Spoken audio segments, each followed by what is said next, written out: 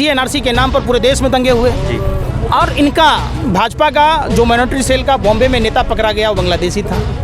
Cocaine का supplier इनका नेता, जो भारत की खुफिया जानकारी पाकिस्तान को देता ध्रुव सक्सेना, कैलाश विजयवर्गीय का राइट हैंड, जो हथियारों का सप्लायर तारिक, भाजपा के टिकट पर चुनाव लड़ने वाला, गैंग रेप का आरोपी, भाजपा का नेता, लाल चंदन तस्कर, भाजपा का नेता। आपने चंदन तस्कर, हाथी तस्कर वीरप्पन की बेटी भाजपा में, ज्योतिरादित्य सिंधिया जिस पर आरोप लगता था कि इन्होंने झांसी की रानी के साथ किया, तो वो आज देशभक्त हो गया। माने असली देशद्रोही पार्टी, देश का गद्दार पार्टी, देश का जो सबसे बड़ा टुकड़े टुकड़े करने वाली पार्टी वो भारतीय जनता पार्टी है। भाजपा का नेता तो कुछ भी कह दे, ये तो गधे को भी बाप कहता है। एक बहुत बड़ा गधा संदीप पात्रा नहीं देखते कि बाप है, किस लिए कहता है कि जीएसपीसी में जो 20 लाख हजार करोड़ रुपए का घाटा था, ओएनजीसी में टेक ओवर करके 27 लाख रुपया का फ्री में पैकेज लेता। जिस डॉक्टर को कोरोना में इलाज करना था वो सरकारी फंड का आवास में फ्री में रह रहा है। सारे दिन बैठ के नफरती चिंटू नफरत फैलाता है। आप देखिए ना, तो ये लोग कुछ भी कह सकते हैं। ये पूरी मदारी का टीम ही है। कोई सांप का खेल दिखाता है, कोई बिच्छू का दिखाता है। मोदी ने मदारी है, झूठ बोलने की पैदाइशी बीमारी है। राग को मंजन समझ के बेचता है, रस्सी को सांप बनाता है। हवा मिठाई बेचने से थोड़े ना देश की स्थिति सुधरेगा। या शर्म के साधु हैं ये। दाढ़ी बनाने, अगर कौआ सावन में नाच ले तो मोर नहीं होता। नहीं, दाढ़ी बढ़ाने से रविंद्रनाथ टैगोर नहीं होता। हर गंजा आदमी जान के नहीं हो जाता। इसके लिए धरातल पर आना पड़ता है। हमारे पूर्वज ज्ञानी थे जो भाजपा को 60 साल 63 साल में सत्ता में नहीं आने दिए। अच्छा। ये गोरे अंग्रेजों के दलाली और मुखबरी भरवागिरी करने वाले लोगों की पूरी जमात थी। आरएसएस कौन था? Royal secret service. जब भारत आज़ादी की लड़ाई लड़ रहा था, 1942 में भारत आज़ाद हो जाता, इन्होंने भारत छोड़ो आंदोलन कुचलने के लिए चिट्ठी लिखी थी।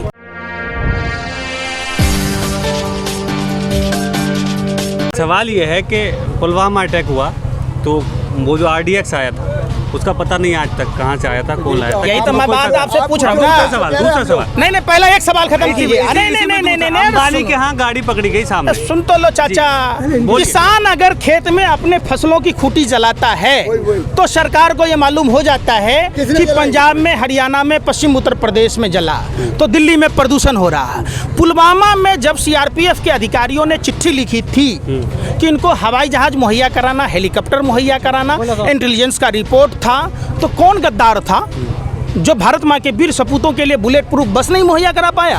अपने खुद के चुनावी रैलियों के लिए 50-50, 60-60 हेलीकॉप्टर मुहैया होता है और भारत माँ के वीर सपूतों को बगैर बुलेट प्रूफ बस में भेजा।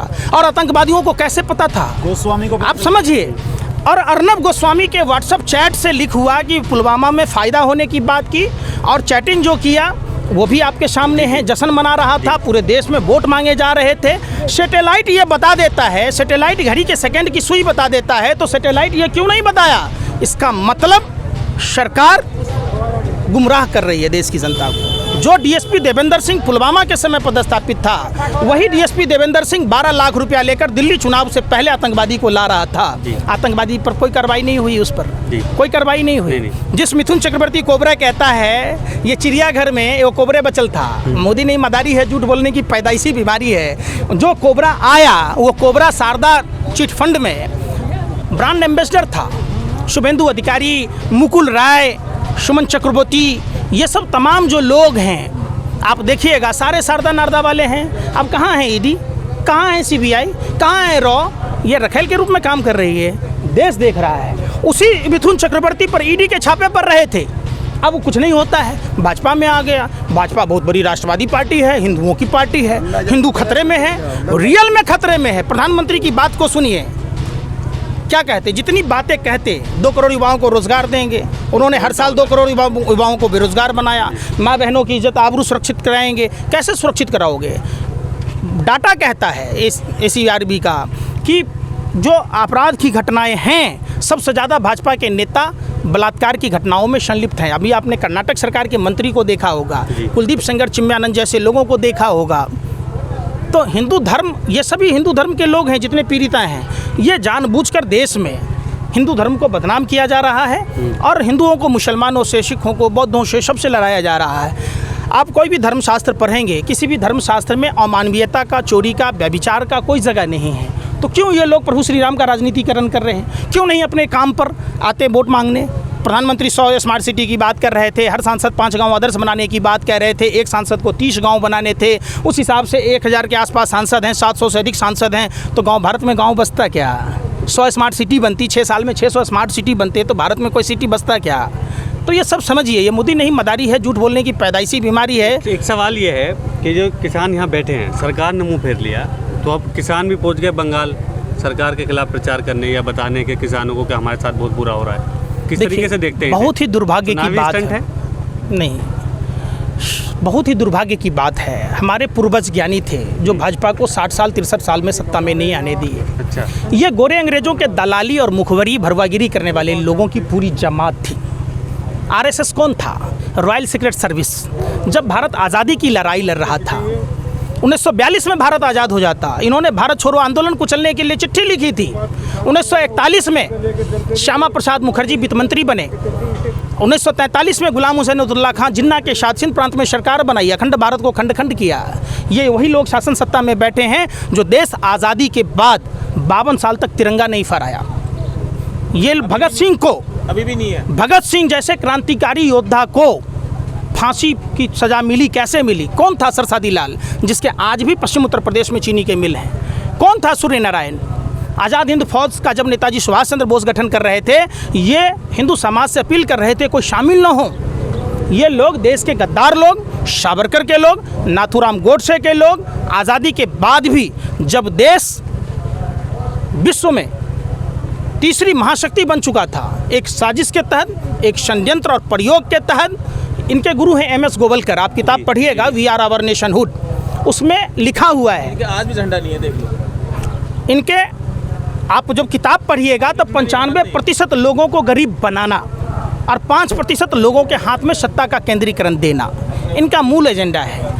एक ही सेक्टर बचा था किसान का। भारत चूंकि कृषि प्रधान देश है, 70% आबादी कृषि पर आधारित है, पशुपालन पर है, कोई खेतिहर मजदूर है, कोई ट्रांसपोर्टर है, कोई आड़ती है, कोई पल्लेदार है, तो किस खेती पर ही आधारित है। तो ये व्यवसाय क्यों नहीं अंबानी अडानी को दे दिए जाएं? अभी आप हाल में देखे होंगे बिहार में APMC एक्ट के तहत मंडियां खत्म हुई, वहाँ के किसानों की क्या स्थिति हुई? वहाँ मकई 6 रुपये नहीं बिकता है, बाबा रामदेव कानिया का 44 रुपये मकई का आटा बिकता है करते करते। तो ये वही साजिश का हिस्सा है। जो पानी नेशनल रिसोर्सेज है इंडिया का, वो पानी 500 रुपये लीटर तक बिकता है, 20 रुपये लीटर से। तो जैसी जैसी मल्टीनेशनल कंपनियां आती है उस हिसाब से उसका रेट है। तो ये किसानों के, आप एक बात बताइए, नॉर्थौल वगैरह में 100 से अधिक जगह जो सियोल बनाए गए, जब ये कृषि काला कानून लाने से पहले और जब देश बंद था, तो प्रधानमंत्री को ऐसी कौन सी आग लगी थी जो प्रधानमंत्री जी अपने सदस्यता अभियान में नंबर जारी करती है, जो बाद कोरोना काल में दिया टॉर्च मोमबत्ती जला लेती है, CNRC में नंबर जारी कर लेती है। तो आप तमाम जो घटनाएं देखेंगे, CNRC के नाम पर पूरे देश में दंगे हुए।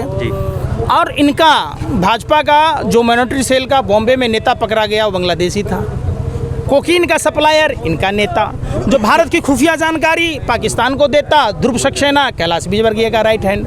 जो हथियारों का सप्लायर तारिक, भाजपा के टिकट पर चुनाव लड़ने वाला। गैंग रेप का आरोपी, भाजपा का नेता। लाल चंदन तस्कर, भाजपा का नेता। आपने चंदन तस्कर, हाथी तस्कर वीरप्पन की बेटी, भाजपा में। ज्योतिराज सिंधिया, जिस पर आरोप लगता था कि इन्होंने झांसी की रानी के साथ किया, तो वो आज देशभक्त हो गया। माने असली देशद्रोही पार्टी, देश का गद्दार पार्टी, देश का जो सबसे बड़ा टुकड़े टुकड़े करने वाली पार्टी, वो भारतीय जनता पार्टी है। और लोगों को ये समझना होगा, हमें जाति, धर्म, भाषा और प्रांत से ऊपर उठकर। एक बात बताइए, इनके व्हाट्सएप यूनिवर्सिटी में ये कहा जाता है कि हिंदू धर्म किसने बचाया? आज इनको खालिस्तानी कह रहे, किस हिसाब से भैया? आज गुरुद्वारे से प्रधानमंत्री जी सीखे होते, हम मंदिर मस्जिद की लड़ाई लड़ रहे, और ये 500 लोगों को डायलिसिस करने के लिए कैश काउंटर नहीं बना रहे। तो देश में जब शासन में हैं, आप प्रधानमंत्री हैं, तो गुरुद्वारे जैसी अस्पताल तो बना देते, कम से कम पूरे हिंदुस्तान में 5 ही बना देते, महानगरों में बना देते। तो ये समझ में आता। तो कहाँ जा रहा है देश? देश को कहाँ धकेला जा रहा है? एक साजिश का बहुत बड़ा हिस्सा है। अजीत डोभाल जो स्वामी विवेकानंद इंटरनेशनल फाउंडेशन के मेंबर हैं, इनका विदेशी फंडिंग होता है, इसकी कोई जांच नहीं होती। इनका बेटा पाकिस्तान में धंधा करता है, इनका कोई जांच नहीं होती। ये पाकिस्तान डे पर बधाई देने जाते हैं, इनकी कोई जांच नहीं होती। ये पाकिस्तान में बिरयानी खाते, पाकिस्तान जाके चादर ओढ़ते। अब देख लीजिए, देश की जनता को कोरोना वैक्सीन के 250 रुपये लगेंगे। अब पाकिस्तान से इनका यारी है कि इनका फ्री में देंगे। हैं, अपने मुंह में ला लिए, पहुना के मुंह में छाली। कौन है भाई ये? पाकिस्तान का प्रेम। इनका नेता जाता है जिन्ना के मज़ार पर चादर चढ़ाने, ये जाते हैं पाकिस्तान में मसूद अजहर को छोड़ने। तो देश में पूरा एक्सपोज हो गया। देश की जनता को ये फ्री में नहीं देंगे, पाकिस्तान को फ्री में देंगे। तो क्या कहलाता है ये रिश्ता? ये देश देख रहा है और बंगाल की जनता ने ये तय किया है। मैं अभी परसों आया हूँ बंगाल से। बंगाल, पूरी बंगाल में कम से कम मैंने 50 जगह घूमा। बंगाल की जनता ने पूरे देश को कंगाल होने से बचाने की लड़ाई लड़ रहा है और पूरे देश को एक नया दिशा देगा। बंगाल नोबेल पुरस्कार विजेताओं का गढ़ रहा है। ममता वहाँ जख्मी हुई है, कहा जा रहा है उन्होंने खुद कराया चुनाव जीतने के लिए, ऐसा भाजपा के नेता अरे भाजपा का नेता तो कुछ भी कह दे, ये तो गधे को भी बाप कहता है। एक बहुत बड़ा गधा संदीप पात्रा नहीं देखते कि बाप है। किस लिए कहता है कि जीएसपीसी में जो 20 लाख हज़ार करोड़ रुपए का घाटा था, ओएनजीसी में टेक ओवर करके 27 लाख रुपए का फ्री में पैकेज लेता। जिस डॉक्टर को कोरोना में इलाज करना था वो सरकारी फंड का आवास में फ्री में रह रहा है। सारे दिन बैठ के नफरती चिंटू नफरत फैलाता है। आप देखिए ना, तो ये लोग कुछ भी कह सकते हैं। ये पूरी मदारी का टीम ही है। कोई सांप का खेल दिखाता है, कोई बिच्छू का दिखाता है। मोदी नहीं, मदारी है झूठ बोलने की पैदाइशी बीमारी है। राख को मंजन समझ के बेचता है, रस्सी को सांप बनाता है। हवा मिठाई बेचने से थोड़े ना देश की स्थिति सुधरेगा। या शर्म के साधु हैं ये। दाढ़ी बला अगर कौआ सावन में नाच ले तो मोर नहीं होता। नहीं, दाढ़ी बढ़ाने से रविंद्रनाथ टैगोर नहीं होता। हर गंजा आदमी जान के नहीं हो जाता। इसके लिए धरातल पर आना पड़ता है, योग्यता की ज़रूरत पड़ती है, जनता की बात को सुनना पड़ता है। रामायण, अगर जिस रामायण और दोहे की बात की जाती है, आपने रामायण में देखा होगा कि अस्पताल की ज़रूरत पड़ी, संजीवनी बूटी की ज़रूरत पड़ी। प्रधानमंत्री ने क्या किया देश के लिए बताइए ना? शिक्षा के सारे साधन खत्म कर दिए, शिक्षा बजट में कटौती कर दी ताकि देश का छात्र पढ़े ही नहीं, महंगाई बढ़ने के बावजूद। तो ये तमाम जो चीज़ें देश में लोग देख रहे हैं, पहले की महंगाई डाइन खाई जाते हैं। पहले की सरकारों के घर में कुआं था कि बाल्टी से रस्सी से घिसता था। जब 104 रुपये प्रति बैरल डॉलर खरीदने से 60 रुपये मिल रहा था, अब जब 33 रुपये से 63 रुपये तक पहुंचा तो रेट देख लीजिए कहाँ पहुंच गया। हर चीज़ को देशभक्ति से जोड़ देते हैं। पहले भारत माता की जय बोला जाता था देश को आज़ाद कराने के लिए, देश को बचाने के लिए। अब भाजपा आरएसएस के लोग भारत माता की जय के नाम पर देश लूट रहे हैं, आपस में लड़ा रहे। अभी उत्तर प्रदेश की एक घटना थी, मस्जिद में मंदिर में एक लड़का पानी पीने चला गया, उस पर मारपीट।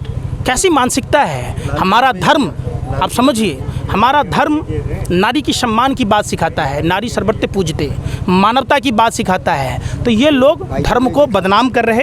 कई घटनाएं हैं उत्तर प्रदेश में, देखो इनका मॉडल देख लो।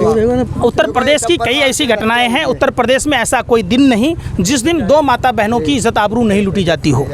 आप समझिए, ये देश के सबसे बड़े पॉकेटमार प्रधानमंत्री हैं जो समाज के सभी वर्ग के लोगों पर ये पॉकेटमारी कर रहे हैं और लोगों को धर्म के नाम पर बरगला रहे हैं। इससे देश की जनता को बचना होगा। जाति, धर्म, भाषा और प्रांत से ऊपर उठकर हम सभी को एकजुट होकर, जैसे हमारे बाप दादाओं ने देश की आज़ादी की लड़ाई लड़ी थी, देश की आज़ादी की लड़ाई में सभी जाति, सभी धर्म, सभी भाषा प्रांत के लोगों का था, ऐसे ही अब फिर ईस्ट इंडिया पार्ट 2 की सरकार से देश को बचाना है। तो हम सभी को एक होकर, ये सिर्फ किसानों का मसला नहीं है, ये पूरे भारत का मसला है। किस तरीके से आप उपभोक्ता हैं तो आप पर भी असर पड़ेगा। हम सभी को लड़ाई लड़नी होगी। अगर आप लड़ाई नहीं लड़ेंगे तो ये देश, आने वाली पीढ़ी गूंगी और बहरी हो जाएगी और देश फिर से गुलाम हो जाएगा। और जानबूझकर गरीब बनाया जा रहा, जानबूझकर देश को बेचा जा रहा, चूँकि देश में सब के सब गरीब बनाए जाएं।